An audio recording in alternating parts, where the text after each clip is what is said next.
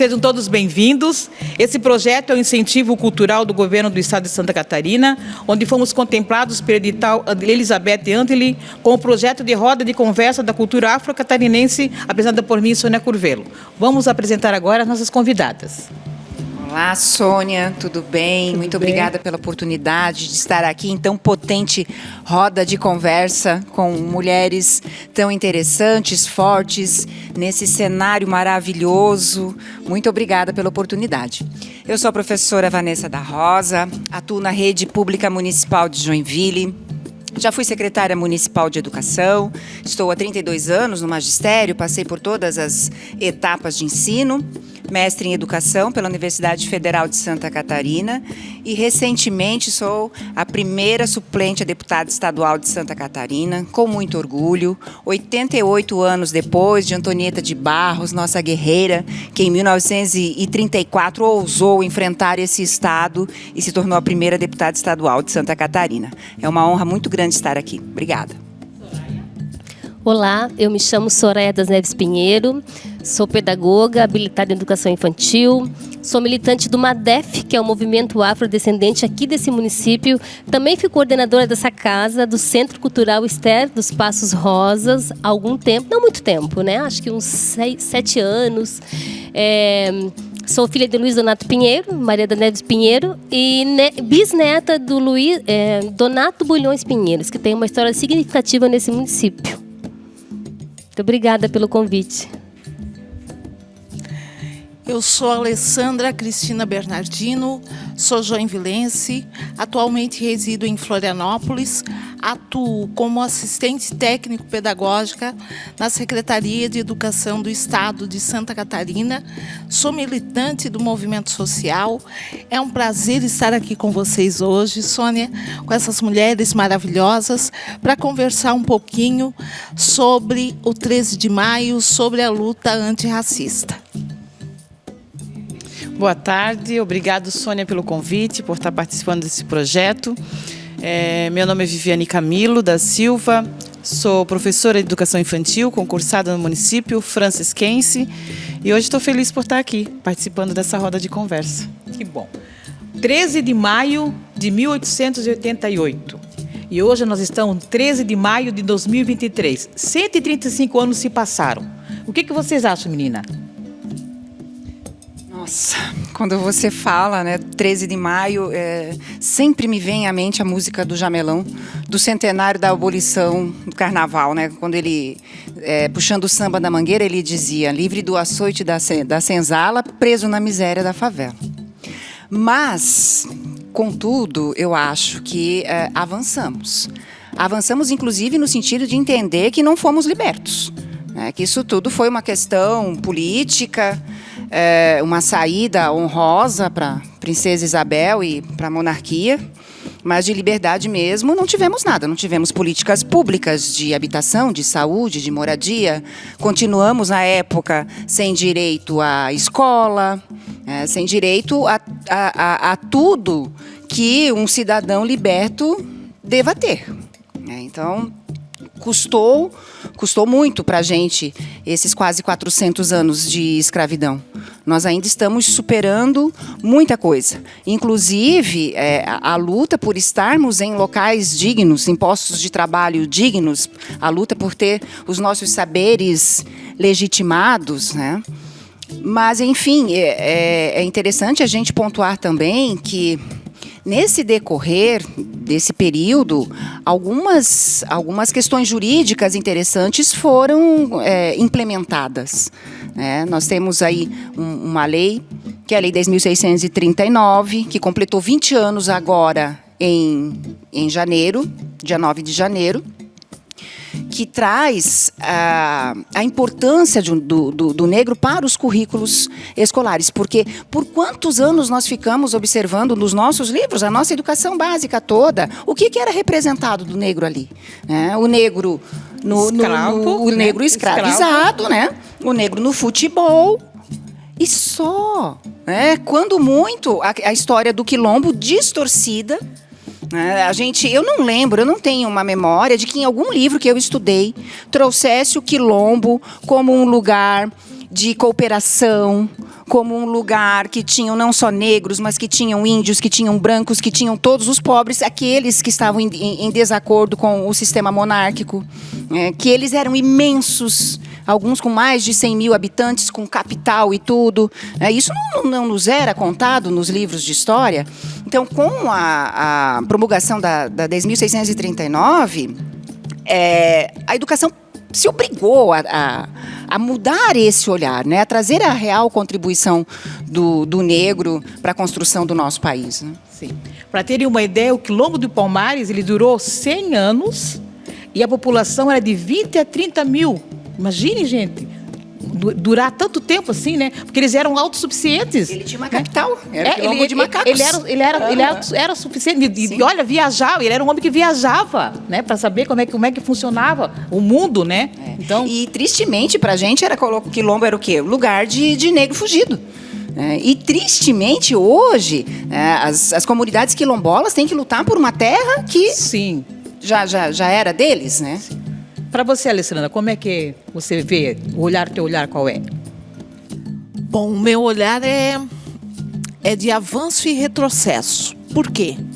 Avanço porque nós temos políticas públicas direcionadas ao nosso povo, né? A legislação educacional, a 10.639, nos dá essa referência. Mas retrocesso porque ainda nós temos instituído no nosso sistema brasileiro o racismo. E muito mais contra nós, contra a população negra. Diariamente, nós vemos a população morrendo, a população sendo atacada, até muitas vezes no seu local de trabalho, ou através de uma compra num supermercado, ou por estar parado na rua, né? Tudo isso causa a questão do racismo contra a população negra. E falando de educação, há esse avanço por quê? Porque a legislação no mundo, a legislação 10.639, ela é única no mundo e trata dessas questões. Nós, enquanto brasileiros, não precisaríamos discutir uma lei de obrigatoriedade, porque nós temos a maioria da população preta e parda, são 56%. Então, o Brasil é o país com a maior população negra fora do continente africano. Tem uma história de quase 400 anos de escravidão e só 135 de abolição. Mas esse avanço ocorre também não só na educação, mas politicamente falando de questões que nós temos alguma representatividade ainda, né, pouca dentro desses 56%, mas que as leis, ao longo desse processo e da ação do movimento social negro no nosso país, nós podemos avançar ainda mais. O único retrocesso é esse, instituído nessa sociedade, que é o racismo contra a população negra. Não que as outras etnias não passem por isso, passam, mas nós somos os mais atacados, principalmente os nossos jovens negros. E avançamos no aspecto do ensino superior, nós avançamos com a lei de cotas? O que vocês acham? Avançamos, sim, passamos de míseros 3% de negros no ensino superior, quando a lei de cotas foi instituída, para 17%, 18%. É pouco? Mas houve um avanço. E traz o debate, que eu acho que é o que é mais importante, porque as pessoas não entendem o que é uma política de cotas. Política de cotas faz parte de um conjunto maior que a gente chama de políticas afirmativas. E políticas afirmativas existem para todos os segmentos, para o idoso, para a criança, para a mulher, e existe para os negros porque é uma reparação histórica. Os negros, quando libertos, não tiveram a oportunidade de estudar. Escravizados já não tinham. Quando libertos, também não. Existem decretos da época dizendo que o negro não poderia frequentar escola pública. Elas já eram escassas. E as poucas que tinham, o negro não podia frequentar. Porque o que foi a base da nossa economia? Se não foi você tirar o sangue do negro ali, mão de obra de graça, é bem tranquilo, né? Então, eles não tinham escola para os negros. E aí, depois um outro decreto dizendo que os negros poderiam estudar, sim, desde que fosse no período noturno e se tivessem professores disponíveis. Ora, gente, em 1880 e poucos, que escola que a gente tinha que funcionasse à noite? Como que esses negros teriam condição, né, de estudar à noite após passar por todo o trabalho que passavam durante o dia, chibatadas e tudo? Então, eu acho que é essa compreensão que a sociedade tem que ter. É uma política reparatória, não é para ser eterna. Quem dera, né? A gente tenha o mais rápido possível escolas públicas de extrema qualidade para que não precise esse tipo de política reparadora. Mas, no momento, ela é necessária. Ela é necessária. E que fique claro que não tem nada a ver com a capacidade cognitiva, que é isso que batem. Todo mundo é igual, tem que ter política para o pobre. Tem política para o pobre. Tem política para o pobre, tem política para o negro, nós temos ProUni, nós temos o SISU, nós temos uma série de políticas afirmativas. E ninguém reclama, né? Só se reclama quando é a política para o negro. Fomos nós que passamos quase 400 anos de escravidão. Fomos nós que tivemos negado o direito de estudar, o direito à moradia, o direito a uma série de outras questões. Na Alemanha, ninguém questiona o nazismo e as políticas afirmativas que foram feitas para as pessoas e as vítimas, né, os familiares. Isso não se questiona aqui no Brasil por conta do povo negro. A gente precisa mudar esse cenário e entender que é uma política necessária, política pública. É para isso que existem as políticas públicas, né, para reparação. Sim.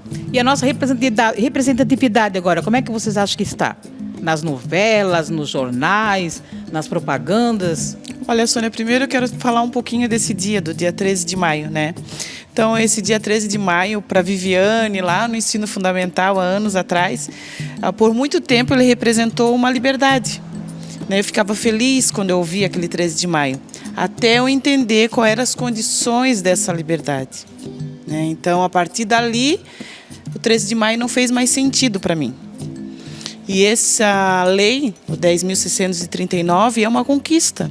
E a gente tem que ver como uma conquista. Foi uma conquista por muitos anos dos movimentos afro, né? E com isso, as universidades mudou um pouco. As universidades públicas mudou um pouco a cara, né? Hoje a gente vê o negro, depois das cotas, que eu falo que é um remédio necessário, amargo para muitas pessoas, até mesmo para nós negros, né? Esse ainda é um remédio amargo, mas necessário, que eu sei que vai chegar um momento que vai ser cortado, vai ser preciso cortar esse remédio, mas agora esse remédio é super necessário. É para podermos avançar um pouco mais, né? Na realidade, né? E você, Soraya, como você... Então, eu ouvindo a Viviane falar, era bem isso. A gente ficava feliz em alguns momentos. Eu me escondia meio que quando falava da escravidão, que era a única fala, né? Era o processo de escravização. E nessa hora eu ficava, né, perplexa. Mas, enfim, quando era nos rituais familiares, enfim, a gente celebrava. Eu acho que isso a minha memória lembra, né? Porque para nós, naquele momento, era festivo, né? Por mais que a gente até não entendesse, ou algumas pessoas entendessem aquela problemática, a gente festejava, né? Quem não estava no festejo, que estava do outro lado, criticava, né? Achava que era uma coisa profana, enfim, vários nomes davam aquela situação. Mas, enfim, hoje eu lembrando das ações que nós fazíamos, assim, a minha família era muito festeira, enfim, a gente sempre comemorou o 3 de maio. Hoje não mais, né? Porque se tem um entendimento e o conhecimento, né?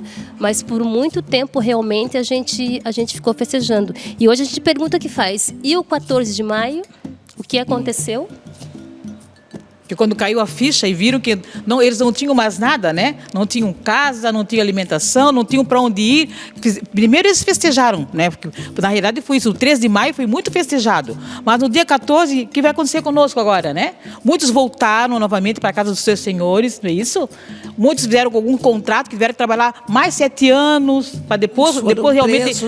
para depois ter a liberdade, não é isso? Porque, queridos, olha só, tinha uma plantação para ser colhida naquele 13 de maio, né?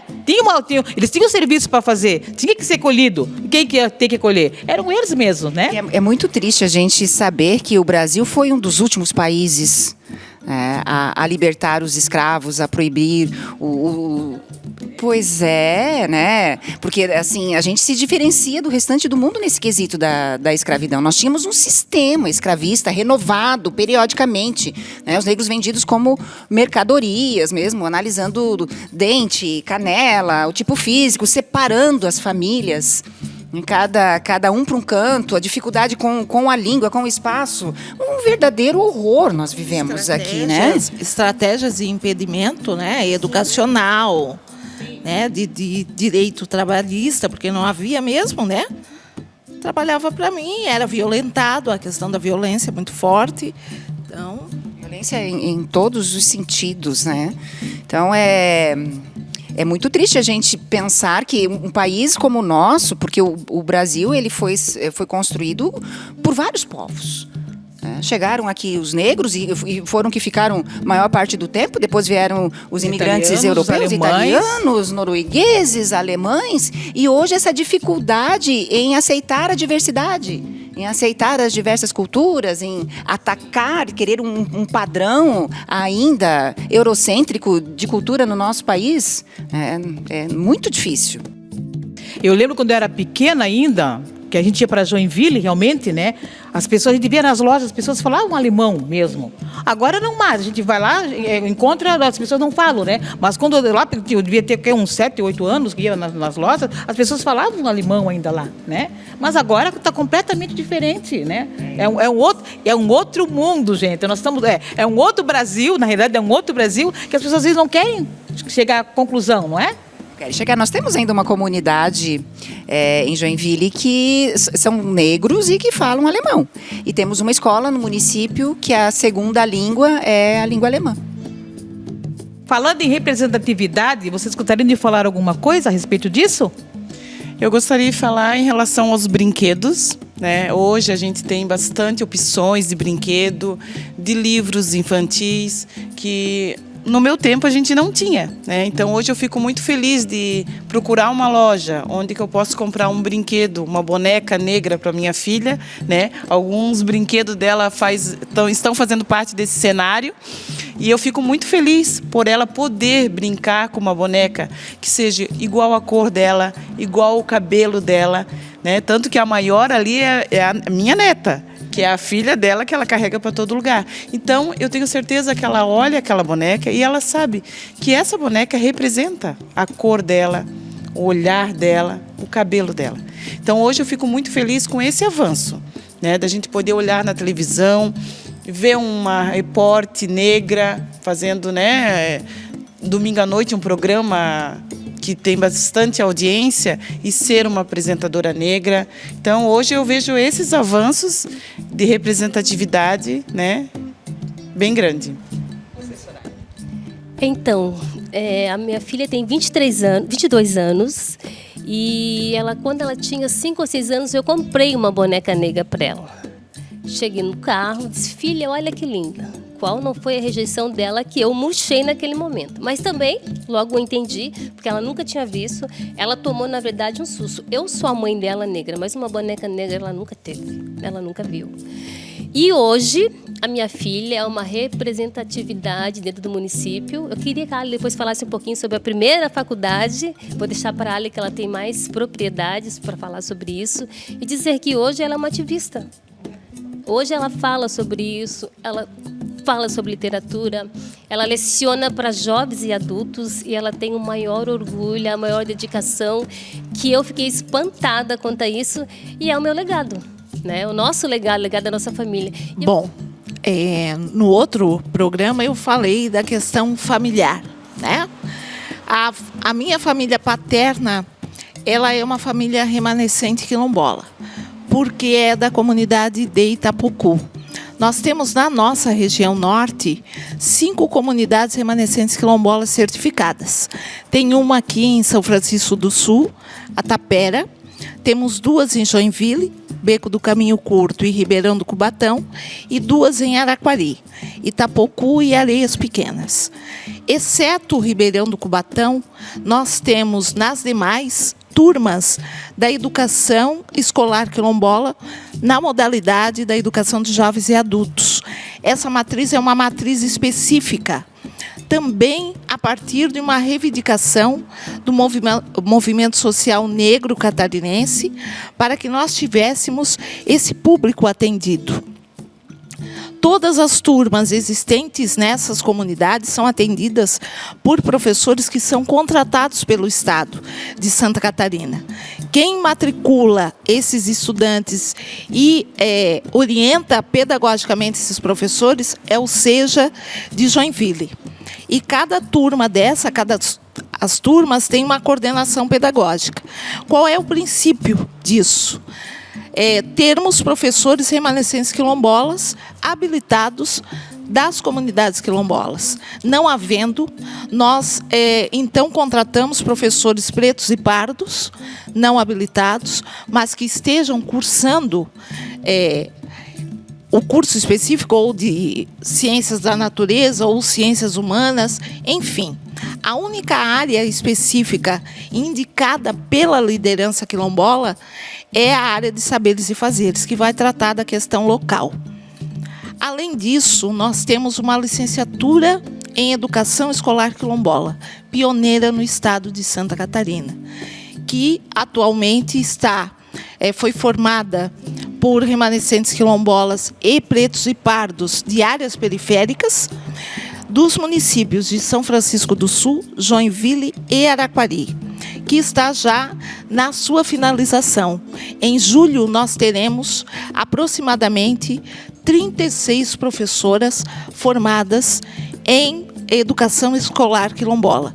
Eu, Vanessa, a professora Raquel, que aqui se encontra, fomos algumas docentes desse curso. Em sua maioria, nós tínhamos só um menino, em sua maioria, todas mulheres. Então, para nós é um orgulho, porque Santa Catarina é um estado, sim, racista, fascista, homofóbico, e ter uma turma com 36 professoras que estarão dentro da educação catarinense e também numa área específica que é muito pouco falada até o momento, para nós é motivo de orgulho. Então, esse é um avanço do nosso estado. Vale lembrar que o nosso estado, já que estamos falando em 13 de maio, é um estado também que tem a maior célula neonazista no Brasil. E nós, enquanto militantes do movimento social negro, temos que repensar sobre essas questões. Então, deixar aqui o nosso aviso à sociedade catarinense, que nós estamos aqui, nós somos parte desse estado, embora com 17% dessa população, mas somos muito bem representados e temos políticas efetivas para essa população e para a sociedade catarinense. Isso é resistência. Quer resistência maior do que a gente ter um curso de graduação em educação quilombola em plena Santa Catarina? Isso é muito lindo. Pleno estado europeu, vamos dizer, né? E pensando a representatividade, por quantos anos nós ficamos só com a menina bonita do laço de fita? Era o único livro que a gente tinha para contar para as crianças que traziam a menina negra. Hoje nós temos muitos. Temos, inclusive, pelo Programa Nacional do Livro Didático, que é do governo federal, e chega nas escolas, histórias de contos africanos. Hoje nós temos super-heróis negros, nós temos um Pantera Negra que foi maravilhoso. Nós temos a Princesa e o Sapo, que as crianças, assim, vibraram, né? Tem vídeos que estão na internet da reação das meninas quando elas viram que a princesa era negra, porque as nossas crianças precisam disso, precisam dessa representatividade. Nós precisamos. Durante muito tempo, a gente só via os negros representados nas novelas como serviçais ou escravizados. Hoje nós temos protagonistas negros, essas coisas precisam ser valorizadas.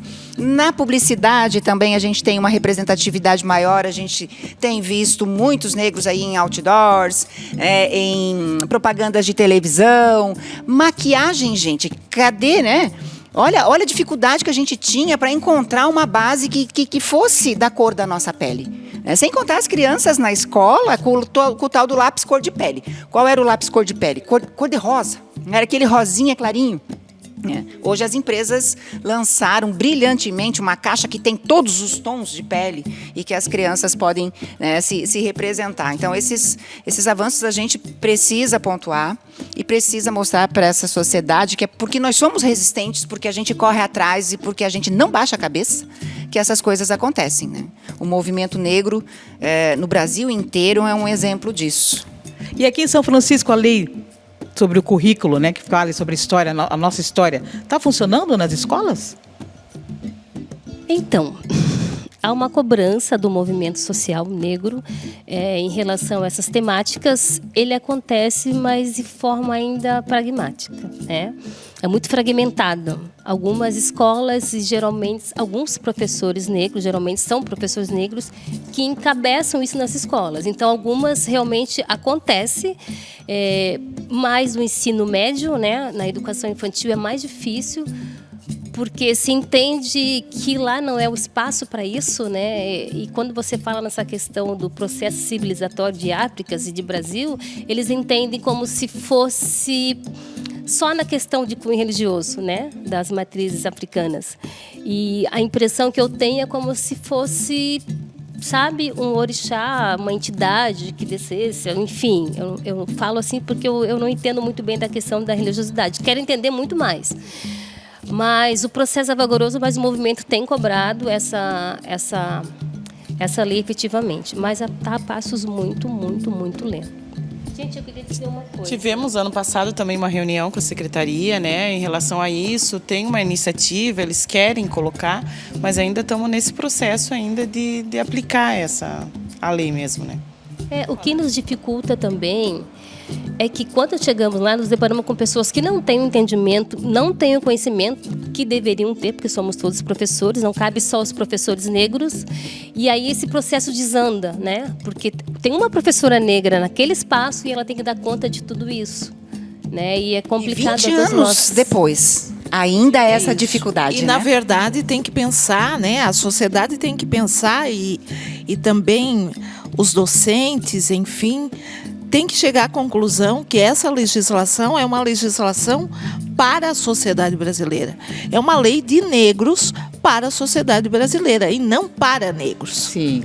É para contar a sua história também nos livros, né? E é interessante que eu estava vendo, é também na educação artística, que vai ser falado sobre isso, na história, para falar sobre isso, e em literatura também para falar sobre isso, né? O Ney Lopes tem um dicionário maravilhoso que traz não só a nossa herança cultural em relação ao vocabulário, as palavras trazidas pelos negros, que foram incorporadas ao nosso vocabulário, como também dos personagens, das celebridades, das pessoas negras que ajudaram a construir e boa parte das pessoas não conhecem, né? Artistas negros, pensadores, poetas, isso é pouco divulgado ainda, né?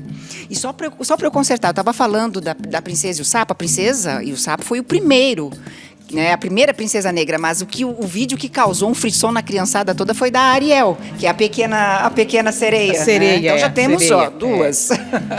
E estamos avançando, né, queridas? Essa é a verdade, Santos não é isso? Também, né? Milton Santos, na questão da geografia, né? Ele fala sobre o território, o conteúdo dele é maravilhoso, maravilhoso. E os nossos professores de geografia não os conhecem. Na verdade, Sônia, nós podemos dizer que nós estamos ensinando a sociedade a lidar com a diferença. Porque a nossa presença, a nossa resistência, a nossa história já diz que Brasil é esse. E que Brasil que nós queremos daqui para frente. Então, depende muito de nós, sim, esse avanço, só que não é um avanço por si só. Nós estamos ensinando como essa sociedade será no dia que nós não estivermos mais aqui. Agradecemos à Fundação Catarinense de Cultura pela oportunidade desses 4 lives que fizemos. Também a Fundação Cultural Ilha de São Francisco do Sul, a RAL Produções, na pessoa da Patrícia, do Jones e do Ruel, 2K Estúdio, do Kelvin, a nossa fotógrafa Francine e a produtora Claire. E também as nossas convidadas. Querida, se você me permitir, acho que a gente não pode encerrar a live sem falar da Lei 11.645, né? Porque a 10.639, que é de 2003 e traz a obrigatoriedade da história e cultura africana nas escolas, ela altera o artigo 26 da LDB. Em 2008, percebeu-se a necessidade de colocar também a questão indígena, né? Nós não podemos esquecer dos nossos índios e que, assim, durante muitos anos na nossa história, eu acho que, ouso dizer que até hoje, os livros trazem a história dos índios a partir de 1500, né? Parece que eles não existiam antes, eles não estavam por aqui antes. Com a chegada dos portugueses é que os índios passam a existir. Então, a Lei 11.645, quando ela contempla essas duas questões, ela amplia as possibilidades de trabalho, ela traz mais subsídios para os professores. Eu acho que isso também é uma conquista muito grande que a gente tem que celebrar. Sim. E temos que celebrar porque Roquete Pinto, ele é um antropólogo, ele falou que fez uma previsão que em 2012 não iria existir mais nem negros e nem índios no Brasil, né? Só ia existir 80% seriam brancos e 20% seriam pessoas mestiças. E nós estamos aqui para comprovar que a gente é resistência, não é isso? Somos fortes. Nós somos resistência, não é isso? Obrigada para todos e até a próxima. Muito obrigada. Obrigada.